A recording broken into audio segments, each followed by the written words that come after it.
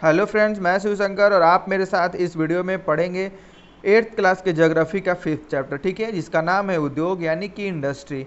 अब हम देखते हैं कि इंडस्ट्री कितने तरह के होते हैं। ठीक है, और इनको लगाने के लिए, इनको स्थापित करने के लिए क्या क्या चीज़ें हमें अनुकूल होनी चाहिए, हमारे अनुसार होनी चाहिए। तो अब हम यह देखते हैं कि किस उपक्रम को हमको लगाना है। उसमें देखेंगे कि क्या उसके लिए कच्चे माल हमें अवेलेबल हो पाएगा कि नहीं हो पाएगा। उसके बाद देखेंगे कि जो हमें पानी चाहिए या श्रम चाहिए वो हमें आसानी से मिल जाएगा कि नहीं। ठीक है, परिवहन का यानी कि माल लाने के लिए और यहाँ से माल ले जाने के लिए आपको अच्छे परिवहन और सड़कों की व्यवस्था वहाँ पे है या नहीं। तो बहुत सारे ऐसे कारक हैं जिनको ध्यान में रखना पड़ता है किसी भी उपक्रम को बैठाने के पहले, लगाने के पहले। ठीक है, इसके बाद हम देखते हैं कि उसको आप, उसके लिए आपके पास बाजार अवेलेबल है कि नहीं। ठीक है, यानी कि आप जब कोई भी सामान को प्रोड्यूस करेंगे, बनाएंगे, तो आपके लिए बाजार भी अवेलेबल होना चाहिए, क्योंकि अगर आपको पैसा आएगा ही नहीं तो आप किसी भी उपक्रम को लगा के क्या कर सकते हैं। ठीक है, तो सबसे पहले हम देखते हैं कि इन सभी बातों को ध्यान में रखते हुए ये चीज़ें लगाई जाती है। अब उसमें से कच्चे माल बहुत तरह के होते हैं। जैसे आपको कागज़ उद्योग लगाना है तो आप लकड़ी से लुगदी प्राप्त करते हैं। ठीक है, यानी कि पेड़ों से लुगदी प्राप्त की जाती है। और भी आपको बहुत सारे, जो मान लेते हैं कि आटा मिल ही आपको बैठाना है, अगर बहुत छोटे से एक उदाहरण के रूप में बताऊं तो आपके लिए, आपको क्या चाहिए, गेहूं चाहिए। ठीक है, अगर चाय बागान की, चाय की कोई फैक्ट्री लगानी है तो वो चाय बागान चाहिए, उसके लिए मजदूर चाहिए वहाँ पे, और उसके लिए पैकिंग का व्यवस्था, फिर उसको बेचने के लिए बाजार का व्यवस्था, ये सारा कुछ उसमें आपको होना चाहिए। ठीक है, तो इस प्रकार हम देखते हैं, अब इसमें निकालते हैं ढूंढ के कि क्या कुछ हमारे लिए इम्पॉर्टेंट हो सकता है इस चैप्टर से। तो सबसे पहले हम देखते हैं कि जो कुछ भी चीज़ें हम करते हैं, ठीक है, वह उसे करने के पहले एक प्लानिंग होती है। ठीक है, उसके बाद हमें क्या करना पड़ता है, उसे एग्जीक्यूट करना पड़ता है।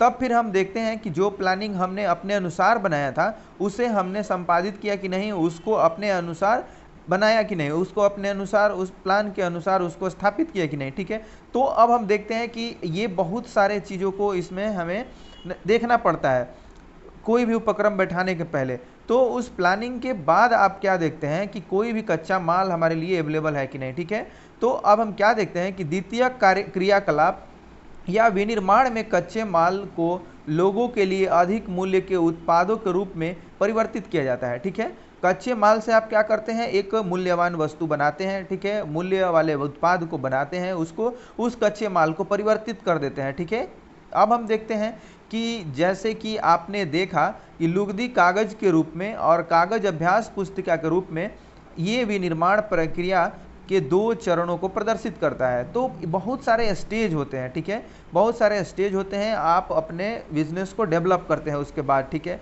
और हम क्या देखते हैं कि सबसे पहले, यानी कि आप जब कोई भी कागज़ बना रहे हैं तो पहले पेड़ से लुगदी निकालते हैं। ठीक है, उसके बाद क्या करते हैं, कागज़ बनाते हैं। वो कागज़ फिर बहुत सारे भागों में बंटता है, यानी कि वो कागज़ पुस्तिका के लिए है, पुस्तक छापने के लिए है, फिर वो लिखने के काम में आने वाला है। तो यानी कि बहुत सारा उसका उपयोग होता है, और उसको आप तरह तरह के, यानी कि वेराइटीज़ में बांट करके उसको क्या करते हैं, एक, उससे पैसा कमाते हैं। अब हम क्या देखते हैं कि उद्योग, उद्योग का संबंध आर्थिक गतिविधि से है। ठीक है, यानी कि इसका संबंध किससे है, तो आर्थिक गतिविधि से है, जो कि वस्तुओं के उत्पादन, खनिजों के निष्कर्षण अथवा सेवाओं की व्यवस्था से संबंधित है। ठीक है, आप क्या करते हैं, वस्तु का उत्पादन करते हैं, खनिजों का निष्कर्षण करते हैं, या आप सेवाओं की व्यवस्था यानी कि सर्विस प्रोवाइड करते हैं। ठीक है, या सर्विस प्रोवाइड कराते हैं। ये सभी क्या है, एक आर्थिक गतिविधि के अंतर्गत आते हैं। आप क्या कर रहे हैं, इस प्रकार हम क्या देखते हैं कि लोहा और इस्पात उद्योग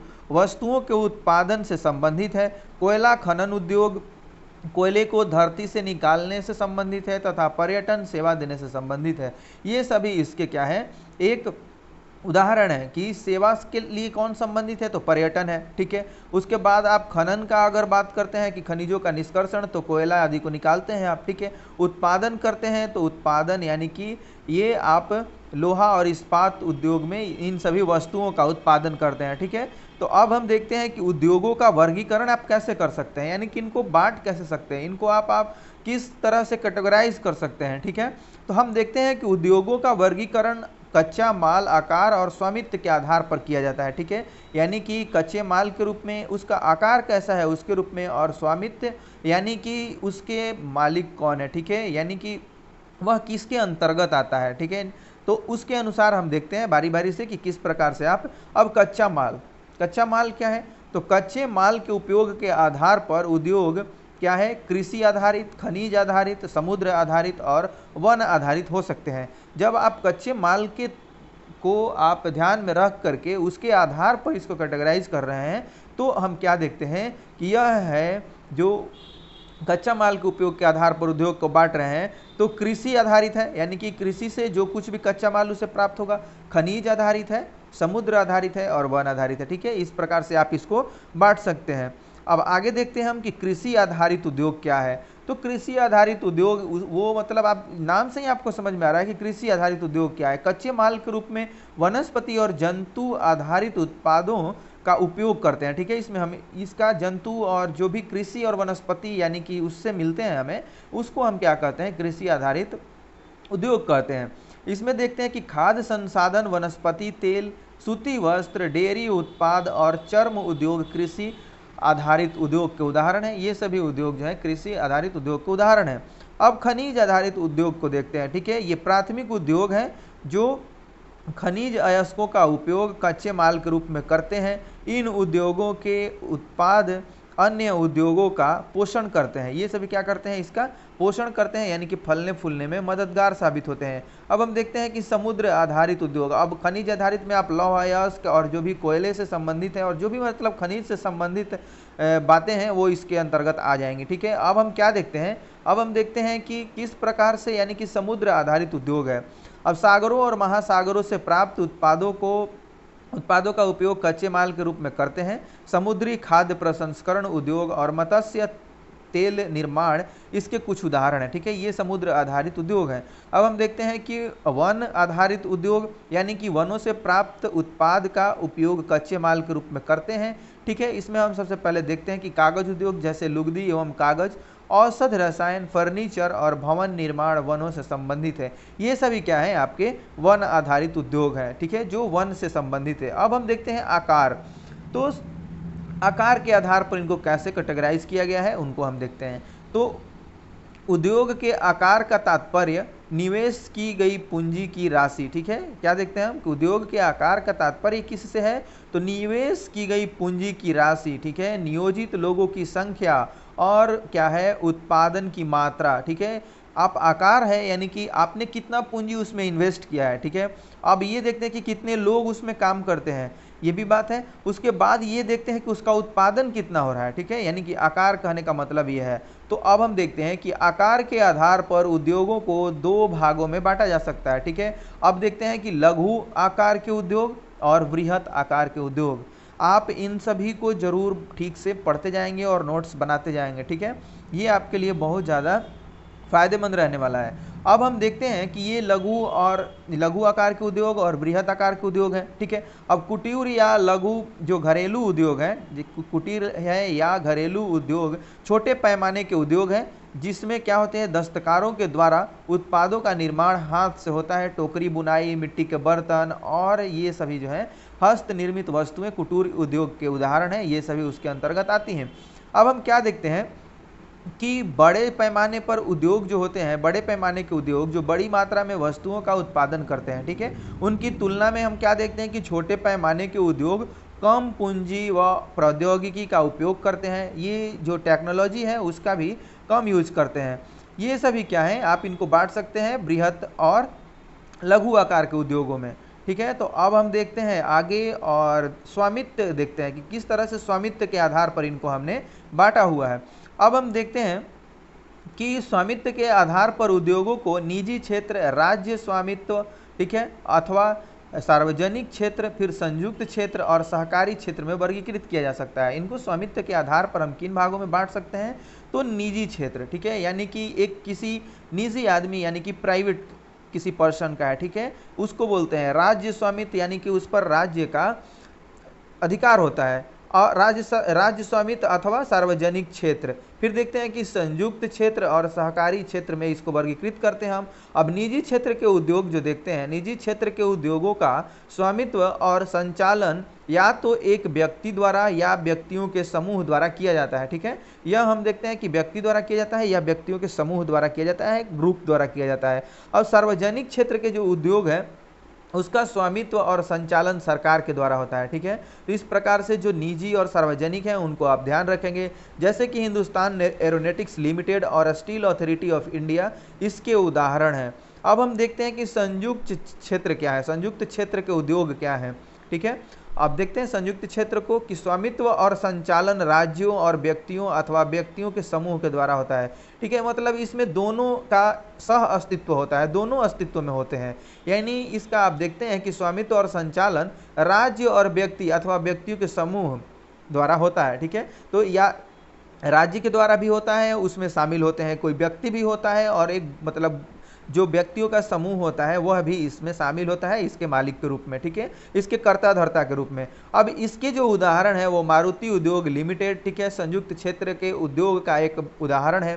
फिर हम देखते हैं कि सहकारी क्षेत्र के उद्योग इसमें कौन कौन आते हैं। तो सहकारी क्षेत्र के उद्योगों का स्वामित्व और संचालन कच्चे माल के उत्पादकों या पूर्तिकारों, कामगारों अथवा दोनों द्वारा होता है। ठीक है, अब इसमें क्या देखते हैं कि आनंद मिल्क यूनियन लिमिटेड सुधा डेयरी सहकारी उपक्रम के उत्तम उदाहरण है। ठीक है, इसमें क्या है, इसमें आप समझ ले कि कौन कौन आते हैं। ये अब सुधा डेयरी का जो सहकारी क्षेत्र का ये उपक्रम है, सहकारी क्षेत्र में सुधा डेयरी। अब ये क्या है कि इसमें जो यह उद्योग होता है, सहकारी क्षेत्र के उद्योग का स्वामित्व और संचालन कच्चे माल के उत्पादकों या पूर्तिकारों, कामगारों अथवा दोनों के द्वारा होता है। ये देखते हैं हम कि जो कच्चा माल यानी कि प्रोवाइड करता है, ठीक है, जो काम करता है और जो इसके मतलब आपूर्ति करने वाला होता है, ठीक है, या उत्पादन करने वाला यानी कि व्यक्ति, उन सब का एक सह अस्तित्व होता है। हम इसमें देखते हैं, क्या देखते हैं कि सहकारी क्षेत्र के उद्योग का स्वामित्व और संचालन कच्चे माल के उत्पादकों या पूर्तिकारों, जो उत्पादक होते हैं वो, या उनको जो प्रोवाइड कराते हैं कच्चा माल वो, ठीक है, जो कामगार हैं वो, अथवा दोनों द्वारा होता है। ये इसमें सह अस्तित्व होता है इन सभी का। तो इसके उदाहरण के रूप में आपने देखा कि सुधा डेयरी भी है, सहकारी क्षेत्र का उद्योग है। अब देखते हैं हम कि उद्योग की अवस्थिति को प्रभावित करने वाले कारक कौन कौन से हैं। ठीक है, तो इसके कारक आप सबसे पहले जानने से पहले हम ये देखते हैं कि उद्योगों की अवस्थिति को प्रभावित करने वाले कारक, यानी कि जो अमूमन आप अपने इर्द गिर्द देख सकते हैं कि उस उद्योग के लिए क्या कुछ अड़चने हैं। ठीक है, क्या कुछ उसको चालू करने में, उसको स्थापित करने में अड़चने आ सकती हैं। तो सबसे पहले उस हम कारक को देखते हैं। ठीक है, तो सबसे पहले देखते हैं कि उद्योगों की अवस्थिति संबंधी कारक क्या है, यानी कि संचार, ठीक है, कम्युनिकेशन जो है, परिवहन है, उसके बाद लैंड है, भूमि है, ठीक है, विद्युत है, कच्चा माल है, श्रम और पूंजी, उसके बाद बाजार और जल। ठीक है, यानी कि ये सभी चीज़ें आपको चाहिए, अगर नहीं मिलती हैं तो ये उसको प्रभावित कर देंगी उसको, यानी कि बढ़िया से आपके लिए आदर्श जगह नहीं है जो जहाँ पर ये सारी चीज़ें नहीं है। यानी कि आपके लिए कम्युनिकेशन होना चाहिए, परिवहन यानी कि माल ले जाने और माल पहुँचाने के लिए बाजार में जगह होनी चाहिए, रोड होनी चाहिए और गाड़ियाँ आनी जानी चाहिए। फिर भूमि, यानी कि वो भूमि ऐसा होना चाहिए कि जिस पर मतलब आप उद्योग कर सकें। ठीक है, अब देखते हैं कि विद्युत, वहाँ पे इलेक्ट्रिसिटी की अच्छी व्यवस्था होनी चाहिए, कच्चे माल आपको वहाँ अवेलेबल हो जाने चाहिए, मिल जाने चाहिए। फिर हम श्रम को देखते हैं कि लोग आपको कुशल और अकुशल जो श्रमिक चाहिए वो मिलने चाहिए। फिर पूंजी, यानी कि आपके पास पूंजी है कि नहीं, कितनी पूंजी के लिए आप उद्योग को लगा रहे हैं। ठीक है, बाजार होना चाहिए उसको बेचने के लिए, जल होना चाहिए जिसका उपयोग आप उद्योग के लिए कर सकें। तो ये सभी चीज़ें हैं जो प्रभावित करने वाले कारक के रूप में जाने जाते हैं। ठीक है, तो अब हम क्या देखते हैं कि वे कारक जो उद्योग की अवस्थिति को प्रभावित करते हैं, कच्चे माल की उपलब्धता, भूमि, जल, श्रम, शक्ति, पूंजी, परिवहन और बाजार। ठीक है, ये सभी क्या करते हैं, इनको प्रभावित करते हैं। अब औद्योगिक तंत्र हम देखते हैं कि औद्योगिक तंत्र क्या है। तो सबसे पहले देखते हैं कि औद्योगिक तंत्र में निवेश, प्रक्रम और निर्मित शामिल है। ठीक है, क्या देखते हैं हम कि उद्योग परितंत्र में निवेश, प्रक्रम और निर्गत शामिल है। निवेश में कच्चे माल, श्रम और भूमि की लागत, जल की उपलब्धता, परिवहन, विद्युत और अन्य अवसंरचना शामिल है। प्रक्रम में कई तरह के क्रियाकलाप शामिल है। ठीक है, ये क्या हम देखते हैं कि प्रक्रम में कई तरह के क्रियाकलाप शामिल है जो कच्चे माल को परिष्कृत माल में परिवर्तित करते हैं। ठीक है, उसके बाद हम क्या ये देखते हैं कि कच्चे माल को ये आप उससे एक कोई अन्य जो मूल्यवान वस्तु बना रहे हैं। ठीक है, तो उसमें क्या करते हैं आप कि कच्चे माल को परिष्कृत करते हैं। ठीक है, कच्चे माल को परिष्कृत करके आप बनाते हैं एक अच्छा और बिकाऊ यानी कि बाजार के अनुसार जो यानी बाजार का जो डिमांड है उसमें आप उसको बदल रहे हैं। अब देखते हैं कि निर्गत अंतिम उत्पाद और इसे अर्जित आय। ठीक है, इससे क्या करते हैं एक आप जो लास्ट टच जिसको बोला जाता है कि आप उसको एकदम बाजार के लिए तैयार कर दिए। ठीक है, उससे उसको बेच करके जो उससे आपको आय प्राप्त होती है। अब हम देखते हैं कि सूती वस्त्र उद्योग के संदर्भ में कपास क्या है। जो सूती वस्त्र उद्योग है उसमें कपास को आप देखते हैं मानव श्रम है, कारखाना और परिवहन लागत निवेश हो सकते हैं। ठीक है, इसमें हम देखते हैं कि प्रक्रमों में ओटाई, कटाई, बुनाई, रंगाई और छपाई शामिल है। कमीज जिसे आप पहनते हैं वह क्या है, उत्पादन है। आप ये सभी चीज़ें नहीं देखते जो उसके पहले यानी कि माल को तैयार करने के पहले की जाती हैं। ठीक है, यानी कि आप जब सूती कपड़े को पहनते हैं, एक शर्ट को पहनते हैं, उसके पहले क्या होता है, उसके पहले उसे किस रूप में तैयार किया जाता है, ये सभी क्या आते हैं इसके तंत्र के रूप में है। ठीक है, इसके तंत्र में ही शामिल होते हैं। आप कपास को कपास की खेती होती है, किसान उसको फिर यानी कि निकालता है, ओटता है, कटाई की जाती है, बुनाई की जाती है, रंगाई की जाती है, उसके बाद इसकी छपाई होती है, फिर जाके आप इसको अपना उपयोग के लायक वस्त्र बनवाते हैं। ठीक है, अब हम क्या देखते हैं कि औद्योगिक प्रदेश, औद्योगिक प्रदेश कौन कौन से हैं। सबसे पहले हम देखते हैं कि औद्योगिक प्रदेश का विकास तब होता है जब कई तरह के उद्योग एक दूसरे के निकट स्थित होते हैं। ठीक है, और वे अपनी निकटता के लाभ आपस में बांटते हैं। ठीक है, हम क्या देखते हैं कि ये बहुत सारे उद्योग क्या होते हैं, एक दूसरे से कनेक्टेड हो जाते हैं और सभी एक दूसरे को लाभ पहुंचाते हैं। अब हम इसको उदाहरण के रूप में क्या देख सकते हैं, तो विश्व के प्रमुख औद्योगिक प्रदेश पूर्वोत्तर अमेरिका, ठीक है, उसके बाद पश्चिमी और मध्य यूरोप, पूर्वी यूरोप और पूर्वी एशिया है। मुख्य औद्योगिक प्रदेश अधिकांश शीतोष्ण कटिबंधीय क्षेत्रों में है। ठीक है, समुद्री पतनों के समीप और विशेष तौर पर कोयला क्षेत्रों के निकट स्थित हैं। मतलब जिसको जो माल चाहिए वो और जो बाजार चाहिए उसके अनुसार वह उससे नज़दीकी बनाए हुए है। ठीक है, इस प्रकार से उद्योग का विकास होता है। अब हम क्या देखते हैं, आप इनको देखेंगे तो ये पाएंगे कि यानी कि विश्व के जो औद्योगिक पट्टी है, ठीक है, विश्व की औद्योगिक पट्टी और औद्योगिक प्रदेश, जो ब्लैक है वो क्या है, औद्योगिक प्रदेश है। और जो यानी कि आप इस कलर के हल्के देख रहे हैं, कलर इसमें स्पष्ट समझ में नहीं आता है, ये कलर जो है वह क्या है, विश्व की औद्योगिक पट्टी और ये है औद्योगिक प्रदेश।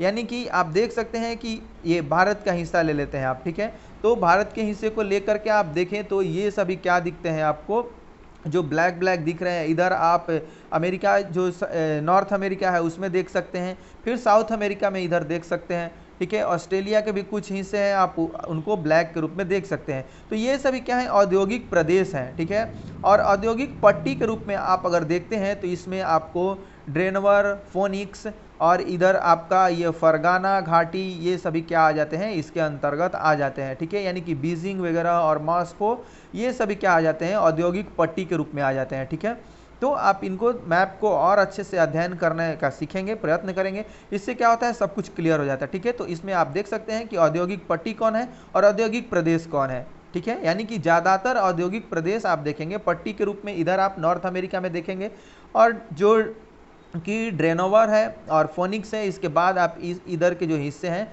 उनको आप देखेंगे कि ये क्या है, इसके अंतर्गत आ रहे हैं। ठीक है, अब हम आगे देखते हैं। आपने इसमें औद्योगिक पट्टी और औद्योगिक नगर को देखा, औद्योगिक प्रदेश को देखा, उसके बाद हम क्या देखते हैं कि कुछ हजार्ड्स भी होते हैं, यानी कि औद्योगिक विपदा आती है कभी कभी, तो उस औद्योगिक विपदा से निपटना क्या होता है, बहुत मुश्किल हो जाता है। जो चीज़ें हमें यानी कि फ़ायदा पहुंचाती हैं कभी कभी वो क्या करती हैं, हमारे लिए नुकसानदेह भी साबित हो जाती हैं।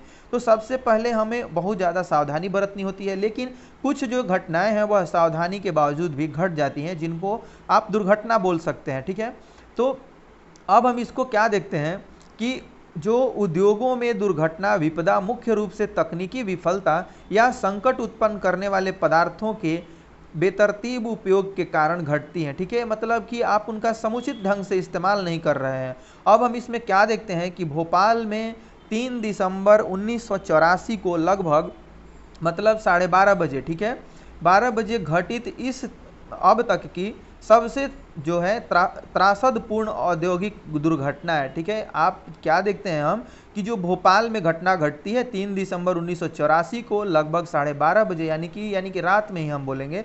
ठीक है, उसमें हम क्या देखते हैं, सबसे पहले ये देखते हैं कि इसमें यह जो घटना है यह अब तक की सबसे ज़बरदस्त यानी कि बहुत बड़ी त्रासदी वाली औद्योगिक दुर्घटना है। इसमें हम देखते हैं कि यह एक प्रौद्योगिकीय दुर्घटना थी, जिसमें क्या देखते हैं कि यूनियन कार्बाइड के कीटनाशी कारखानों से क्या होता है कि हाइड्रोजन साइनाइड तथा प्रतिक्रियाशील उत्पादों के साथ साथ अत्यंत विषैले मिथाइल आइसोसाइनाइड गैस का रिसाव हुआ।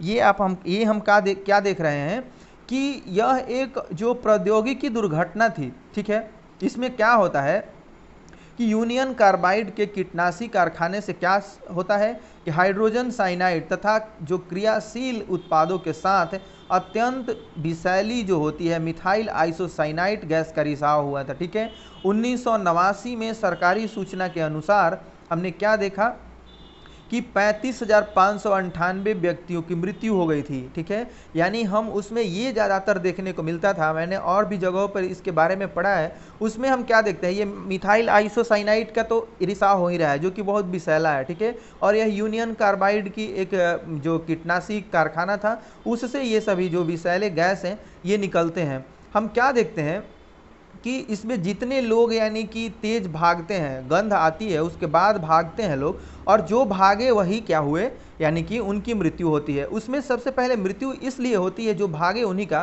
क्योंकि उनके लंग्स ने क्या किया, ज़्यादा एयर को कंज्यूम किया। ठीक है, ज़्यादा एयर को उन्होंने लिया अपने सांस के रूप में, इनहेल किया।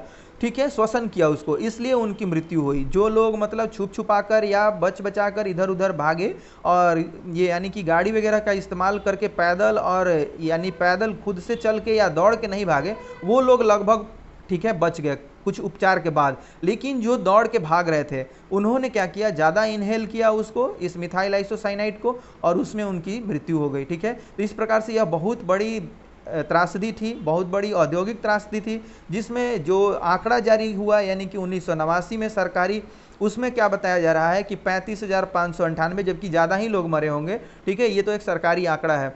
अब हजारों लोग जो बच गए थे वो आज भी एक या अधिक बीमारियों जैसे अंधापन, प्रतिरक्षा तंत्र विकृति और आंत्रशोथ विकृतियों आदि से पीड़ित हैं। लेकिन जो बच गए हैं उनका भी जीवन क्या है, कष्टप्रद ही है। ठीक है, यानी कि वो भी अभी किसी न किसी बीमारी से जूझ ही रहे हैं। अब हम आगे देखते हैं कि 23 दिसंबर 2005 में चीन में होता है ये घटना। ठीक है, देखते हैं कि 23 दिसंबर 2005 में चीन के गाओ कायो में, ठीक है, अब चोंगगिंग जगह है, चोंगगिंग में क्या होता है कि गैस कूप विस्फोट से 243 लोगों की मृत्यु तथा 9,000 लोग दुर्घटनाग्रस्त हो गए, और इन स्थानों से लगभग क्या हुआ कि 64,000 लोग विस्थापित किया गया था। इसमें से 64,000 लोगों को यहाँ से हटाया गया था। कई लोग विस्फोट के बाद न भाग सकने के कारण मर गए। वे जो समय पर भाग गए उनकी आंखें, त्वचा और जो फेफड़े गैस से क्षतिग्रस्त हो गए। ठीक है, यानी कि इसमें भी बहुत ज़्यादा हानि हुई थी। ठीक है, अब हम आगे देखते हैं, ये तो कुछ यानी कि दुर्घटनाएं थी। उसके बाद हम क्या देखते हैं कि क्या आप जानते हैं, ठीक है, सबसे पहले देखते हैं कि उभरते हुए उद्योग सनराइज उद्योग के नाम से भी जाने जाते हैं। जो उभरते हुए यानी कि जिनका भी विकास हो रहा है वह किस नाम से जाने जाते हैं, तो सनराइज उद्योग के नाम से जाने जाते हैं। इसमें सूचना प्रौद्योगिकी, स्वास्थ्य लाभ, जो सत्कार तथा ज्ञान से संबंधित उद्योग शामिल है। ठीक है, ये सभी उद्योग इसमें शामिल है। अब हम क्या देखते हैं कि प्रमुख उद्योगों का वितरण किस प्रकार से हुआ है, तो विश्व के प्रमुख उद्योग लोहा इस्पात उद्योग, सूती वस्त्र उद्योग और सूचना प्रौद्योगिकी उद्योग हैं। ठीक है, इस तरीके से ये उद्योग हैं जो महत्वपूर्ण है। हम क्या देखते हैं कि लोहा इस्पात उद्योग और वस्त्र उद्योग काफ़ी पुराने उद्योग हैं। ठीक है, जबकि सूचना प्रौद्योगिकी उद्योग एक नया उभरता हुआ उद्योग है। हम यह देखते हैं। ठीक है, जो हमने यहाँ देखा कि लोहा इस्पात उद्योग क्या है और सूती वस्त्र उद्योग, ये तो बहुत बड़े पुराने उद्योग हैं, लेकिन सूचना प्रौद्योगिकी उद्योग जो है वह नया उद्योग है। वे देश जिसमें लोहा इस्पात उद्योग अवस्थित है उसमें कौन कौन है? तो जर्मनी है, संयुक्त राज्य अमेरिका है, चीन, जापान और रूस, ये सभी हैं। ठीक है। वस्त्र उद्योग में भारत है, हांगकांग है, दक्षिण कोरिया, जापान और ताइवान में ये सभी उद्योग हैं। और सूचना प्रौद्योगिकी यानी कि आप देखते हैं तो सूचना प्रौद्योगिकी उद्योग के मुख्य केंद्र मध्यवर्ती कैलिफोर्निया के सिलिकॉन घाटी में और भारत के बेंगलुरु प्रदेश में है। ठीक है। यानी कि जो कैलिफोर्निया है और बेंगलोर है ये सभी सूचना प्रौद्योगिकी के लिए जाने जाते हैं। अब हम क्या देखते हैं कि लोहा इस्पात उद्योग। ठीक है। लोहा इस्पात उद्योग को पढ़ते हैं तो अन्य उद्योगों की तरह लोहा इस्पात उद्योग में भी बहुत से निवेश, प्रक्रम और निर्गत शामिल है। ठीक है। यह एक पोषक उद्योग है जिसके उत्पाद अन्य उद्योगों के लिए कच्चे माल के रूप में प्रयुक्त होते हैं। ठीक है। यानी कि ये आप इसको क्या देखते हैं कि यह एक तो मतलब इसको तो अयस्क चाहिए जो निष्कर्षित करता है लौह इस्पात उद्योग। अब यह क्या करता है? इसको पोषक उद्योग बोलते हैं क्योंकि यह अन्य उद्योगों के लिए क्या करता है? कच्चे माल की सप्लाई करता है, कच्चे माल के रूप में उनको अवेलेबल कराता है। अब उद्योग के लिए निवेश में श्रम, पूंजी, स्थान और अन्य अवसंरचना के साथ साथ लौह अयस्क, कोयला और चूना पत्थर के कच्चे माल के रूप में सम्मिलित हैं। ठीक है। ये सभी इसके कच्चे माल के रूप में सम्मिलित हैं। कौन कौन? तो आपको कोयला चाहिए, लौह अयस्क चाहिए, चूना पत्थर चाहिए। ठीक है। ये सभी इसके कच्चे माल हैं। लौह अयस्क से इस्पात निर्माण की प्रक्रिया में कई चरण शामिल हैं। ठीक है। कच्चे माल को झोंका भट्टी में रखा जाता है। अब यहाँ इनको प्रगलित किया जाता है, गलाया जाता है। इसके बाद यह प्रतिशोधित होता है और प्राप्त उत्पाद इस्पात होता है जो अन्य उद्योगों में कच्चे माल के रूप में प्रयुक्त होता है। ठीक है। इस प्रकार से ये अन्य उद्योग में यह प्रयुक्त होता है। अब हम देखते हैं कि जो शब्दावली है उसको देखते हैं। प्रगलन क्या है भाई? तो प्रगलन है यह एक ऐसी प्रक्रिया है जिसमें धातुओं को उसके अयस्कों द्वारा गलनांक बिंदु से अधिक तपाकर निष्कर्षित किया जाता है। ठीक है। प्रगलन क्या है? तो यह एक ऐसी प्रक्रिया है जिसमें धातुओं को उसके अयस्कों द्वारा गलनांक बिंदु से अधिक तपाकर निष्कर्षित किया जाता है, उनको उससे ज़्यादा टेम्परेचर दिया जाता है। अब हम क्या देखते हैं कि इस्पात कड़ा होता है। इस्पात क्या होता है? कड़ा होता है और इसे आसानी से काटा और आकार दिया जा सकता है अथवा इससे तार बनाए जा सकते हैं। एल्युमिनियम, निकेल, तांबा और जो क्या होते हैं अन्य धातुओं को थोड़ी थोड़ी मात्रा में इस्पात में मिलाकर इसकी मिश्र धातु बनाई जाती है। ठीक है। बनाई जा सकती है। मिश्र धातु इस्पात को क्या बनाते हैं? असामान्य कठोरता, दृढ़ता और जंग रोधक क्षमता प्रदान करती है। ये सभी जो यानी कि मिक्स आप करते हैं इसमें बहुत सारे धातुओं को तो ये इसको और कठोर बना देते हैं। ठीक है। इसको दृढ़ता देते हैं, इसमें जंग लगने से इसको बचाते हैं, क्षमता प्रदान करते हैं। अब इसका हम क्या देखते हैं कि इस्पात प्रायः आधुनिक उद्योगों का मेरुदंड कहलाता है। यह क्या कहलाता है? आधुनिक उद्योग का मेरुदंड कहलाता है। ठीक है। इस्पात उत्पादन आप देख रहे हैं कि ये आप इसमें क्या चाहिए आपको? 8 टन कोयला। ठीक है। उसके बाद हम देखते हैं प्लस 4 टन अयस्क, 1 टन चूना पत्थर, इसमें से आपको 1 टन प्राप्त होता है। तो ये सभी यानी कि 8 टन कोयला, 4 टन अयस्क, 8 और 4 12 और 1 13 टन आपको चाहिए, जिसमें से मिलता कितना आपको है? तो 1 टन के रूप में। ठीक है। इस प्रकार से ये तैयार होता है। और ये आप देख रहे हैं कि इसमें किस तरीके से लौह चूर्ण अयस्क को इस तरीके से इसमें डाला जा रहा है, चूना पत्थर और कोक। ठीक है। इसमें क्या देखते हैं कि झोंका भट्टी है ये, यानी कि गर्म वायु, फिर लोहा प्रगलित हो जाता है, प्रगलित लोहा इस प्रकार से इधर नीचे गिरता है, धातु मल इधर गिरता है। ठीक है। ये सभी धातु मल है, इधर प्रगलित लोहा है। तो ये यानी कितना समझना है इसको जरूरी नहीं है, लेकिन अगर चित्र दिया है तो उसको समझ लेना चाहिए ताकि क्या है आपको आपके दिमाग पर बना रहे। ये सभी क्या है? हम देखते हैं कि इस्पात प्रायः आधुनिक उद्योग का मेरुदंड है, यानी कि यह एक बहुत ही ज़्यादा और उद्योगों के लिए एक बेस का काम करता है, आधार का काम करता है। लगभग सारी वस्तुएं जिनका हम लोग उपयोग करते हैं वे या तो क्या होते हैं? लोहा या इस्पात के बने होते हैं अथवा इन धातुओं से निर्मित औजारों और मशीनों से बने होते हैं। ठीक है। इसमें हम देखते हैं कि जो पोत होता है, रेलगाड़ी, ट्रक और ऑटो अधिकांशतः इस्पात से बने हैं। ये मतलब कि बहुत ज़्यादा जो उद्योग हैं इस पर आधारित हैं। ठीक है। इनको इस पर क्या किया जाता है? इसमें इस्पात का उपयोग किया जाता है। अब हम देखते हैं कि 1800 ईस्वी में, ठीक है, 1800 ईस्वी के पूर्व क्या देखते हैं कि इस्पात उद्योग वहां अवस्थित थे जहां कच्चा माल, विद्युत आपूर्ति और बहता जल आसानी से उपलब्ध थे। ठीक है। ये हम क्या देखते हैं कि 1800 ईस्वी के पहले ये क्या देखते थे कि कहाँ पर ये उद्योग लगाए जाते थे? तो जहाँ कच्चा माल मिल जाता हो, विद्युत आपूर्ति होती थी और जहाँ जल का बहाव आसानी से होता था। ठीक है, अब बाद में उद्योग के लिए आदर्श स्थिति कोयला क्षेत्र के समीप, नहरों और रेलवे के निकट थी। ठीक है, बहुत बाद में फिर क्या होने लगा कि जो कोयला क्षेत्र था उधर, यानी कि जहाँ से कच्चा माल उनको मिल सकता था उधर, और जो नहरें थी, रेलवे थे, यानी कि जो पानी प्राप्त कर सकते थे नहरों से, और क्या कर सकते थे, रेलवे पे माल ढुलाई कर सकते थे और वहाँ से माल अपना मंगा सकते थे, कच्चा माल। उसके बाद हम क्या देखते हैं कि 1950 के बाद लोहा और इस्पात उद्योग समुद्र पतन के निकट सपाट भूमि के विशाल क्षेत्रों में केंद्रित होने शुरू हुए। हम बदलाव देखते हैं। सबसे पहले क्या देखते हैं कि ये वहाँ अवस्थित होते हैं 1800 ईस्वी के पहले। क्या देखते हैं कि कच्चा माल जहाँ अवेलेबल होता था, विद्युत की आपूर्ति होती थी और बहता जल होता था। ठीक है, वहाँ ये मिलते थे। लेकिन बाद में उसके बाद क्या देखते हैं कि उसके बाद ये देखते हैं हम कि इसके लिए आदर्श स्थिति यानी कि कोयला क्षेत्र होता था, कोयला क्षेत्र के समीप जहाँ नहर होते थे और रेलवे। उसके बाद हम क्या देखते हैं 1950 के इर्द गिर्द में, 1950 के लगभग हम ये देखते हैं कि ये क्षेत्र, उस क्षेत्र में ये उद्योग लगाए जा रहे हैं जहाँ पर क्या होता है, समुद्र पतन है। ठीक है, ये क्या है, यानी कि जहाँ पोर्ट है वहाँ पे लगाए जा रहे हैं, वहाँ जो विशाल भूमि है उसके सपाट क्षेत्र पे ये उद्योग लगाए जाने लगे।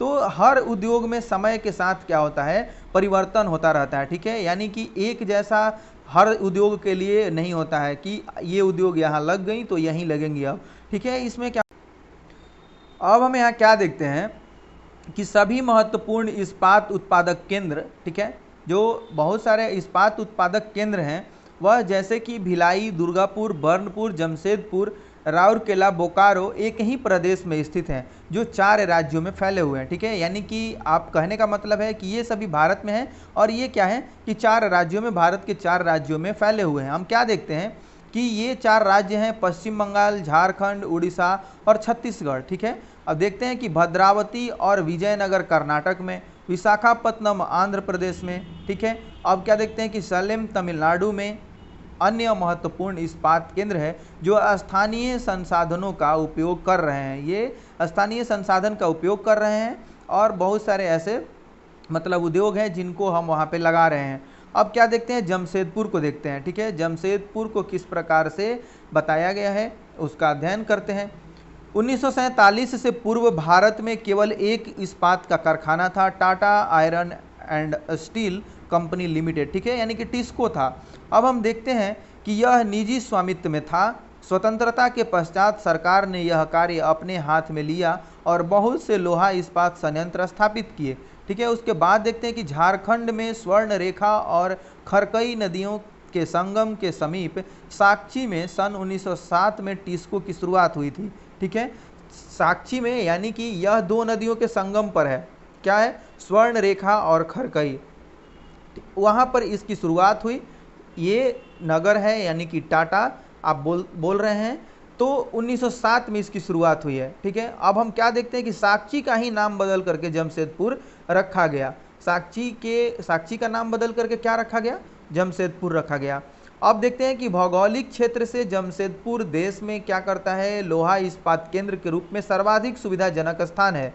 जो यानी कि इसका ज्योग्राफिकल कंडीशन है उसके अनुसार अगर हम देखें तो जमशेदपुर देश में लोहा इस्पात केंद्र के रूप में सर्वाधिक सुविधाजनक स्थान है। यानी कि यहाँ ये उद्योग के लिए क्या देखते हैं हम कि उपयुक्त सारी चीज़ें हैं।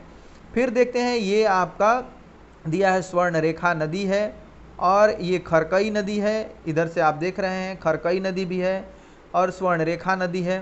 फिर हम क्या देखते हैं कि डिमना झील को, डालमा पहाड़ी को, सोनार, ये सभी क्या है मतलब जमशेदपुर के ही पार्ट हैं। टाटा रेलवे स्टेशन है, ये जमशेदपुर में लोहा इस्पात उद्योग की अवस्थिति है। ठीक है, जो जमशेदपुर है वहाँ पर जो लोहा इस्पात उद्योग है उसकी स्थिति को यहाँ पर दिखाया गया है इस चित्र के माध्यम से, इस मैप के माध्यम से। ठीक है, यहाँ आप देख सकते हैं कि ये टाटा इस्पात कार्य। आगे बढ़ते हैं और देखते हैं कुछ अन्य भागों को। तो टिस्को को झरिया कोयला क्षेत्रों से कोयला प्राप्त हो जाता है। ठीक है, टिस्को को क्या प्राप्त हो जाता है, तो टिस्को को झरिया कोयला क्षेत्रों से कोयला और उड़ीसा तथा छत्तीसगढ़ से लौह अयस्क, चूना पत्थर और डोलोमाइट और मैंगनीज प्राप्त होता है। खरकई और स्वर्ण रेखा नदियों से प्राप्त जल की आपूर्ति होती है। जो इनको जल चाहिए उसकी ये आपूर्ति कर लेते हैं स्वर्ण रेखा और खरकई से। अब हम देखते हैं विश्व के कुछ अन्य जो महत्वपूर्ण लौह इस्पात उद्योग हैं उनको, ठीक है। तो इसमें देखते हैं कि पीटर्सबर्ग में जो लौह इस्पात उद्योग है वह किस प्रकार से फल फूल रहा है, इसके बारे में चर्चा करते हैं। देखते हैं कि यह संयुक्त राज्य अमेरिका का एक महत्वपूर्ण इस्पात नगर है। पीटर्सबर्ग के इस्पात उद्योग को स्थानीय सुविधाएं उपलब्ध हैं। कच्चा माल जैसे कोयला पीटर्सबर्ग में ही उपलब्ध है, जबकि लौह अयस्क मिनेसोटा की लौह खानों से प्राप्त कर लेता है, ठीक है। ये क्या कहाँ से इसको प्राप्त होता है, तो मिनेसोटा के जो लौह खाने हैं वहाँ से इसको लौह अयस्क की प्राप्ति हो जाती है, जो पीटर्सबर्ग से लगभग 1500 किलोमीटर दूर है, ठीक है। और जो कोयला प्राप्त हो जाता है वो उसको पीटर्सबर्ग से ही प्राप्त हो जाता है, लेकिन लौह अयस्क के लिए इसको कहाँ से लोहा लेना पड़ता है, लौह अयस्क लेना पड़ता है, तो जो मिनेसोटा की खाने हैं वहाँ से इसको लेना पड़ता है। इसके बाद हम क्या देखते हैं कि इन खानों और पीटर्सबर्ग के बीच नौ परिवहन का सर्वोत्तम मार्ग है, ठीक है। अब ग्रेट लेक्स जल मार्ग आता है, ये जो यानी कि सर्वोत्तम मार्ग है, ग्रेट लेक्स मार्ग इसके अंतर्गत आता है। यह अयस्क के नौ परिवहन हेतु सस्ता मार्ग है, ठीक है। उसके बाद हम क्या देखते हैं कि ग्रेट लेक्स में पीटर्सबर्ग क्षेत्र तक लौह अयस्क रेलगाड़ियों से लाया जाता है। इनको मतलब लाने के लिए कच्चे माल को रेलगाड़ी का भी वहां पर रेलवे लाइन का भी विकास हो गया है। अब हम क्या देखते हैं कि ओहियो, मोनोगहेला और एल्गनी नदियों से पर्याप्त ये लोग जल प्राप्त करते हैं, ठीक है। यानी इनको जितना पानी चाहिए वो मिल जाता है। आज देखते हैं हम कि पीटर्सबर्ग में बहुत कम बड़ी इस्पात मिलें हैं, ठीक है। ये क्या देखते हैं कि आज पीटर्सबर्ग में बहुत कम बड़ी इस्पात मिल है। ये मिल पीटर्सबर्ग के ऊपर मोनोगहेला और एल्गनी नदी की घाटियों में तथा पीटर्सबर्ग के नीचे ओहियो नदी के सहारे स्थित हैं। परिष्कृत इस्पात स्थल और जल दोनों मार्ग से बाजार क्या किया जाता है, भेज दिया जाता है। तो अब हम यह देख रहे हैं कि केवल पीटर्सबर्ग में ही नहीं, जो ये नदियां हैं मोनोगहेला, एल्गनी और ओहियो, इनके यानी कि जो लाइन है, इनके यानी कि किनारे हैं, उधर ये इनका विकास हुआ है, ठीक है। यानी कि सिर्फ पीटर्सबर्ग पर ही इसका भार नहीं है। अब हम जो शब्द आया था यानी कि ग्रेट लेक्स, उसके बारे में देखते हैं। क्या आप जानते हैं, तो ग्रेट लेक्स के नाम सुपीरियर, ह्यूरन, ओंटारियो, मिशिगन और इरी है, ठीक है। इन 5 झीलों में से सुपीरियर झील सबसे बड़ी है, जो अन्य की तुलना में उच्च ऊर्ध्वाधर प्रवाह पर स्थित है, ठीक है। आगे बढ़ते हैं और देखते हैं ये आप जो 5 झीलें हैं उनको आप याद रखेंगे। ये ग्रेट लेक्स, इनके मतलब सम्मिलित रूप को हम बोलते हैं। तो सबसे पहले ये हम देखते हैं कि सूती वस्त्र उद्योग, ठीक है। सूती वस्त्र उद्योग किस प्रकार से हमारे लिए महत्वपूर्ण है और कब लगाए गए, कहाँ लगाए गए, सबसे पहले इनको हम अध्ययन करेंगे। तो उत्पत्ति, शब्द उत्पत्ति है, यानी कि शब्द टेक्सटाइल लैटिन के यानी कि टेक्सियरे से व्युत्पन्न किया गया है, जिसका अर्थ बुनना होता है। एक लैटिन वर्ड है, ठीक है। किससे लिया गया है, लैटिन वर्ड किससे लिया गया है, तो टेक्सियरे से लिया गया है, जिसका अर्थ होता है बुनना। अब हम क्या देखते हैं कि धागे से कपड़े की बुनाई एक प्राचीन कला है। कपास, ऊन, सिल्क, जूट और पटसन का प्रयोग वस्त्र निर्माण में होता है। देखते हैं कि उपयोग में लाए गए कच्चे माल के आधार पर वस्त्र उद्योग का वर्गीकरण किया जा सकता है। रेशे वस्त्र उद्योगों के कच्चे माल हैं। रेशे क्या होते हैं, वस्त्र उद्योग के कच्चे माल हैं। अब रेशे प्राकृतिक या मानव निर्मित हो सकते हैं, इनको हमने साइंस में भी बहुत अच्छे से पढ़ा है, ठीक है। प्राकृतिक रेशे और जो संश्लिष्ट रेशे होते हैं उनके बारे में, मानव निर्मित जो रेशे होते हैं उनके बारे में। अब हम क्या देखते हैं कि प्राकृतिक रेशे ऊन, सिल्क, कपास और लिनन और जूट से प्राप्त किए जाते हैं। मानव निर्मित रेशों में नायलॉन, पॉलिएस्टर, एक्रिलिक और रेयॉन शामिल हैं। ये सभी क्या किस में शामिल है, मानव निर्मित रेशे में। अब हम देखते हैं कि सूती वस्त्र जो उद्योग है विश्व के प्राचीनतम उद्योगों में से एक है। 18वीं सदी की औद्योगिक क्रांति तक सूती वस्त्र हस्तकताई तकनीकों एवं हथकरघों से बनाया जाता था, यानी कि उस टाइम मशीनीकरण ज़्यादा नहीं था, हाथ से ही लोग बनाते थे। 18वीं सदी में पावरलूम ने पहले ब्रिटिश में और बाद में विश्व के अन्य दूसरे भागों में सूती वस्त्र उद्योग के विकास को आगे बढ़ाया, ठीक है, पावरलूम ने। उसके बाद हम क्या देखते हैं कि भारत में इसका बहुत ज़्यादा विकास हुआ, ठीक है। आज भारत, चीन, जापान और संयुक्त राज्य अमेरिका सूती वस्त्र उद्योग के बहुत बड़े और महत्वपूर्ण उत्पादक देश हैं, ठीक है। उसके बाद हम देखते हैं कि भारत में अति उत्तम गुणवत्ता की सूती वस्त्र उत्पादन करने की गौरवपूर्ण परंपरा रही है। यहाँ पर बहुत ज़्यादा उच्च कोटि के ये वस्त्र बनाए जाते हैं। अब ब्रिटिश शासन से पूर्व हाथ से कते और हाथ से बुने हुए वस्त्रों का एक विस्तृत भारतीय बाजार था। ठीक है, यानी कि लोग क्या करते थे, हाथ से उसको काटते थे और बुनते थे। ढाका का मलमल, मछलीपट्टनम की छींट, और फिर देखते हैं कि कालीकट के केलिको तथा बुरहानपुर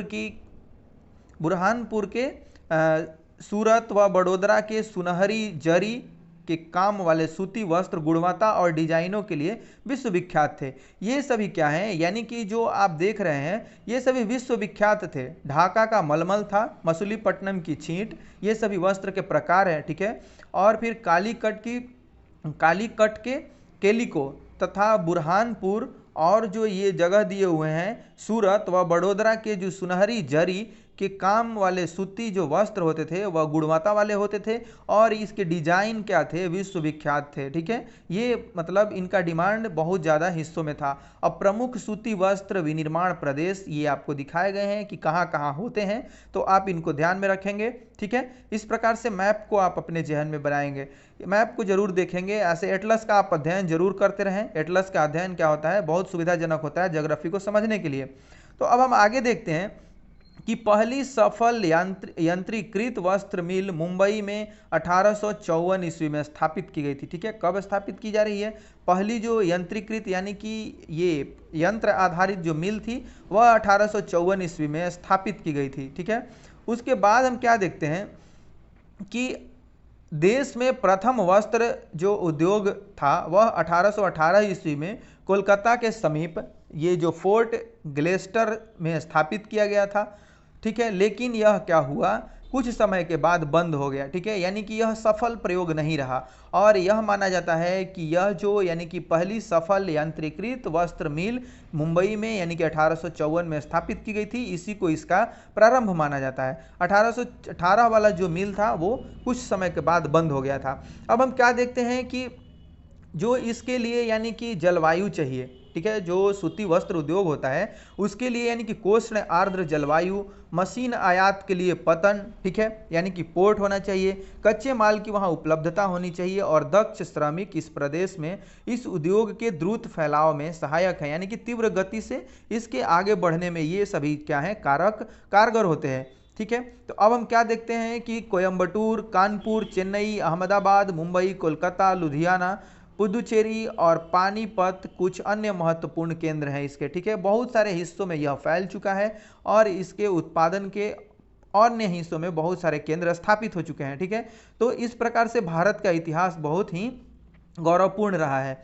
तो अब क्या आप जानते हैं कि भारतीय वस्त्र उद्योग के कुल उत्पादन का लगभग 1/3 हिस्सा निर्यात किया जाता है। ठीक है, यानी कि बहुत बड़ा हिस्सा क्या किया जाता है, निर्यात कर दिया जाता है। भारतीय वस्त्र उद्योग के कुल उत्पादन का लगभग 1/3 हिस्सा निर्यात होता है, यानी बहुत बड़ा हिस्सा इसका निर्यात हो जाता है दूसरे देशों को।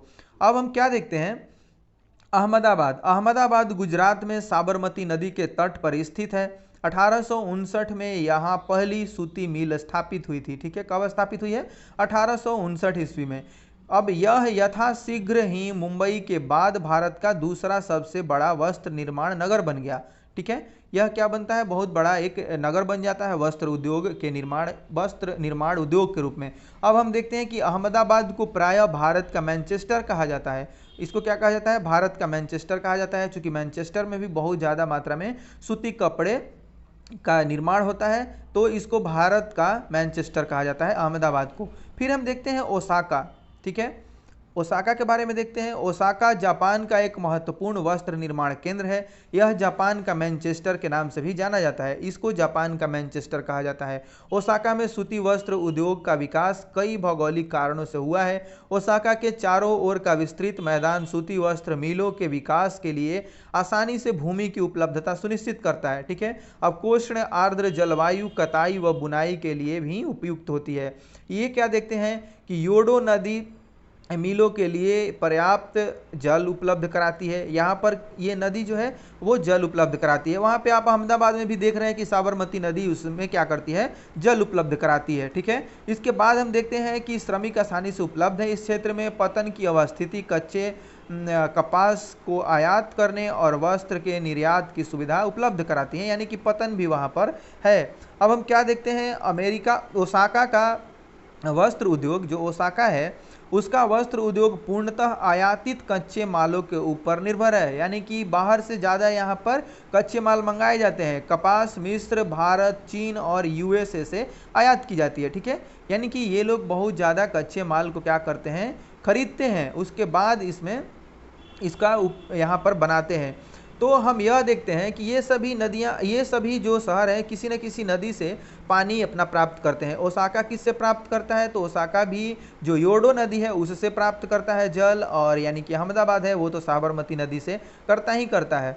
ठीक है, तो अन्य जो इसके और उद्योग हैं वह जो फलीभूत होते हैं। यद्यपि देश का एक अन्य जो महत्वपूर्ण उद्योग है, लेकिन हाल ही में ओसाका भी जो बहुत सारे उद्योगों का एक निर्माण करता है। सूती वस्त्र उद्योग का स्थान अन्य उद्योग जैसे कि लौह इस्पात, मशीनरी, जहाजरानी, ऑटोमोबाइल, विद्युत उपकरण और सीमेंट लेते जा रहे हैं। यानी कि सिर्फ ओसाका में, यानी कि आप ये नहीं कह सकते कि केवल सूती वस्त्र उद्योग ही हैं, और भी उद्योग ये सब ले रहे हैं उसका। आप सूचना प्रौद्योगिकी, ठीक है, सूचना प्रौद्योगिकी को किस प्रकार से, ये भी उद्योग ही हैं।